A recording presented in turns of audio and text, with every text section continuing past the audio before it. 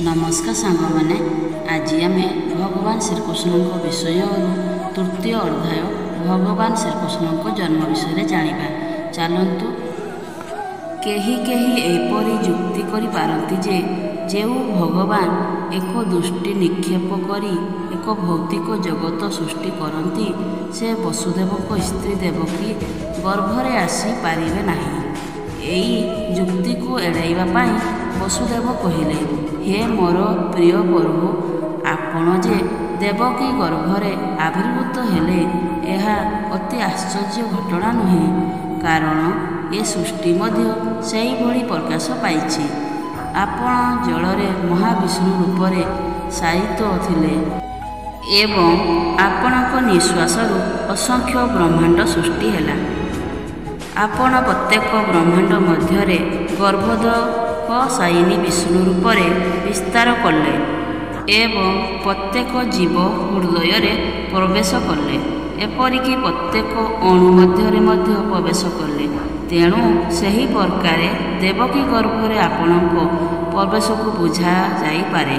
आपण प्रवेश कला परी प्रतीत हुअन्ति, किंतु तथ्य संगे आपण सर्वव्यापिक मध्य अटंती। भौतिक उदाहरणरू आमे आपणकर प्रवेश और अप्रवेश कथा बुझीपारिबा। समस्त भौतिक प्रकृति 16टी उपादान विभक्त होला परे भी अक्षुण्य रही थाए। ए भौतिक शरीर पंचमहाभूत क्षित और तेज मरुत और व्यायाम रे गठित। जेतेबेले एक भौतिक शरीर जात हुए सेतेबेले जना जाए सते जेपरी ए पंचमहाभूत नूतन होई सृष्टि होइछन्ति, किंतु वास्तव रे ए महाभूत गुड़िक सर्वदा शरीरर बाहरे मध्य दिव्यमान अछन्ति। ठीक सेहीपरि जदिओ आपण देवकी गर्भरे शिशु रूपरे आविर्भूत हेले तथापि आपण मध्य बाहरे अछन्ति। आपण सर्वदा आपणक धामरे अछन्ति, तथापि आपण निजकु लक्ष लक्ष रूपरे विस्तार कराई पारନ୍ତି। आपणक आविर्भाव को बुद्धि वृत्तार सहित व्यक्ति को बुझीबाकू हेबो, कारण भूत प्रकृति मध्य आपणक ठारो उद्भव जेपरि सूर्य किरणर उद्भव स्थल, सेहीपरि आपण भूत प्रकृतिर उद्भव स्थल। सूर्य किरण कदापि सूर्यमंडल को आच्छादन करिपारिबो नाही, सेहीपरि भूत प्रकृति शक्ति आपणक ठारू बाहरिबा हेतु आपणको आच्छादन करिपारिबो नाही। भूत प्रकृतिर त्रिगुण रे थिबा भली आपण प्रतीत हुअन्ति, किंतु वास्तव रे त्रिगुणमयी प्रकृति आपणको आच्छादन करिपारिबो नाही। खूब उच्च दार्शनिक गुण एहाकू बुझी पारନ୍ତି। अन्य कथारे एहा ही कहा जाई पारे जे आपण भूत प्रकृति मध्यरे थिबा भली प्रतीत हुअन्ति, किंतु आपण तो द्वारा आच्छादित हुअन्ति नाही। आम्हे माने वैदिक उक्तिरु जानुछु जे परम ब्रह्म तांकर दीप्ति बा क्रांति प्रदर्शन करନ୍ତି एवं सेइथिपाई सबु आलोकित हुए। ब्रह्म संहितारु आमे एकथा बुझीपारिबा जे ब्रह्मज्योति बा ब्रह्मक्रांति भगवान शरीर निर्गुत हुए। ब्रह्मज्योतिरु समस्त सृष्टि संघटित हुए। पुनश्च भगवत गीतारे कहा जाइछि जे भगवान ब्रह्मज्योतिरु आश्रय स्थल अटंती, किंतु अल्प बुद्धि संपूर्ण लोके भावନ୍ତି जे जेतेबेले से ए भौतिक जगत को आसନ୍ତି से भौतिक प्रकृतिर गुण ग्रहण करନ୍ତି। यह परिपक्त सिद्धांत नुहे, यह अल्प बुद्धि संपूर्ण लोकंकर मत अटे। भगवान प्रत्यक्ष और परोक्ष भाव रे सर्वत्र दिव्यमान अटंती। से ए भौतिक सृष्टिर भितरे और बाहर अछंती। से जे केवल गर्भोदक सायनी विष्णु रूपरे ए भौतिक सृष्टि मध्यरे अछंती ता नुहे, से मध्य अणु मध्यरे अछंती। तांकर उपस्थिति जगु तांकर अस्तित्व अछि। कौनसीटी को तांको अस्तित्व को भिन्न करि हेबो नाही।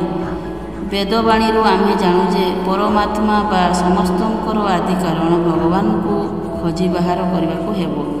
କାରଣ ପରମାତ୍ମାଙ୍କୁ ଛାଡ଼ି କୌଣସିଟିର ଅସ୍ତିତ୍ୱ ନାହିଁ। ସେଥିପାଇଁ ଭୌତିକ ସୃଷ୍ଟି ତାଙ୍କ ଶକ୍ତିର ଏକ ରୂପାନ୍ତର ଅଟେ।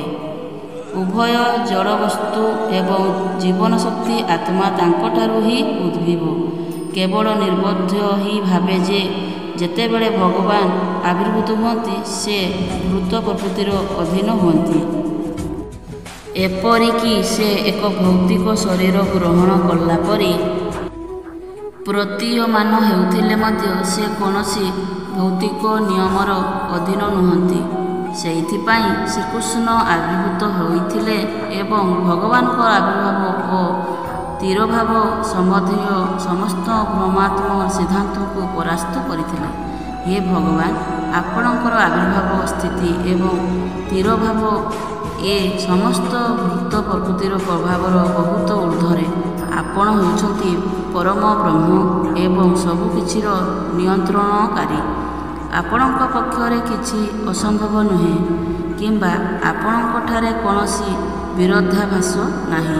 ଆପଣଙ୍କ କଥା ଅନୁଯାୟୀ ଭୂତ ପ୍ରକୃତି ଆପଣଙ୍କ ଅଧ୍ୟକ୍ଷତା କାର୍ଯ୍ୟରେ କରେ। ଏହା ଠିକ୍ ସେହିପରି ଯେପରି ସରକାରୀ କର୍ମଚାରୀ ବୃଦ୍ଧ ପ୍ରଧାନ ଅଧ୍ୟକ୍ଷଙ୍କୁ ଆଦେଶାନୁଯାୟୀ କାର୍ଯ୍ୟ କରନ୍ତି। ଅଧ୍ୟସ୍ଥନ କର୍ମଚାରୀମାନଙ୍କର କର୍ମ ଆପଣଙ୍କୁ ପ୍ରଭାବିତ କରିପାରେ ନାହିଁ। ଆପଣ ପରମବ୍ରହ୍ମ ଏବଂ ସବୁକିଛି ଆପଣଙ୍କଠାରେ ବିଦ୍ୟମାନ। ଭୂତ ପ୍ରକୃତିର ସମସ୍ତ କର୍ମ ଆପଣଙ୍କ ଦ୍ୱାରା ନିୟନ୍ତ୍ରିତ ହେଉଥିବାରୁ ଏହାର କୌଣସି କ୍ରିୟା ଆପଣଙ୍କୁ ପ୍ରଭାବିତ କରେ ନାହିଁ। ଆପଣଙ୍କୁ ସୂକ୍ଷ୍ମ କୁହାଯାଏ। ସୂକ୍ଷ୍ମ ଅର୍ଥାତ୍ ଶୁଭ୍ରତା ପରମ ସତ୍ୟର ଏକ ସଂକେତାତ୍ମକ ପ୍ରକାଶ, କାରଣ ଏହା ଭୌତିକ ପ୍ରକୃତି ଦ୍ୱାରା ପ୍ରଭାବିତ ହୁଏ ନାହିଁ। ବ୍ରହ୍ମାଜୀଙ୍କୁ ରକ୍ତ କୁହାଯାଏ, କାରଣ ବ୍ରହ୍ମା ରଜଗୁଣ ସୃଷ୍ଟିକାରୀ ଗୁଣର ପ୍ରତୀକ ଅଟନ୍ତି। ଅନ୍ଧକାର ବା ତମୋଗୁଣ ଶ୍ରୀ ଶିବଜୀଙ୍କଠାରେ ନଷ୍ଟ ହୋଇଅଛି, କାରଣ ସେ ସୃଷ୍ଟିକୁ ଧ୍ୱଂସ କରନ୍ତି। ଏ ଦୃଶ୍ୟ ଜଗତର ସୃଷ୍ଟି, ସ୍ଥିତି ଏବଂ ଧ୍ୱଂସ କ୍ରିୟା ଆପଣଙ୍କ ଶକ୍ତି ଦ୍ୱାରା ସମ୍ପାଦିତ ହେଉଅଛି। ତଥାପି ଆପଣ କଦାପି ସେ ସମସ୍ତ ଗୁଣ ଦ୍ୱାରା ପ୍ରଭାବିତ ହୁଅନ୍ତି ନାହିଁ। ଏହା ବେଦରେ ସ୍ୱୀକୃତ ହୋଇଅଛି, ହରିର ହିଁ ନିର୍ଗୁଣ ସାକ୍ଷାତ। ଭଗବାନ ସର୍ବଦା ସମସ୍ତ ଭୌତିକ ଗୁଣରୁ ମୁକ୍ତ।